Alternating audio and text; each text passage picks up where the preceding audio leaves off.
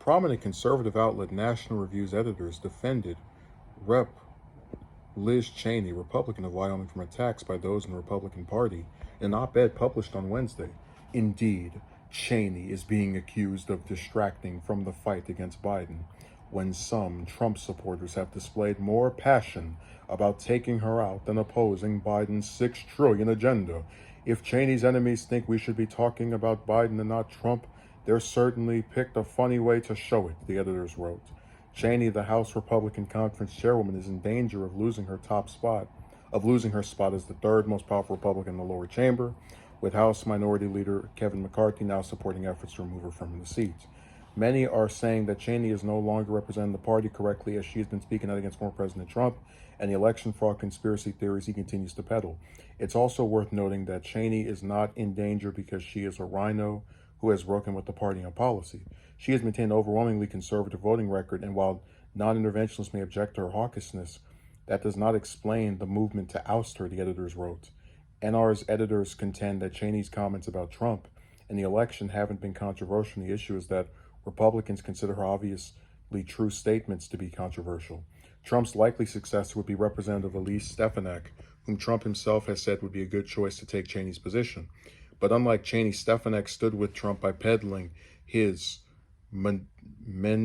mendacious claims and voting against certification of President Biden's Electoral College victory, the editors wrote. The Wall Street Journal's editor, okay, we already talked about the Wall Street Journal before.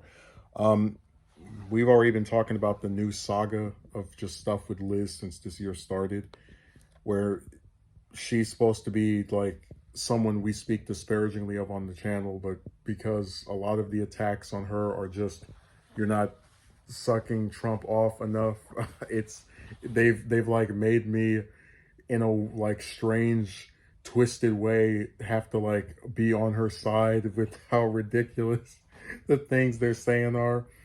The part where they talk about how the Republicans, apparently the ones that are enemies of Cheney, believe we should be talking about Biden and not Trump. They've certainly picked a funny way to show it. That is true, because I've seen a lot of these people who keep crying about, oh, you're not in support of Trump significantly, as if it really is the Trump party. You know, there are Democrats who don't like Obama. There are Democrats that don't like Clinton, and they're allowed to still be in the party and not get told that they're going to lose whatever position they have just because they disagree on the favorability of a public figure, which is literally what Cheney is being castigated for currently, just not liking Trump in a party that might as well be called the Trump party. But I agree with them. More passion about taking her out than opposing Biden's $6 trillion agenda. I don't remember anything from Gates or Green or any of these other people, whether that's McCarthy, just the rest of them, who are actually talking about.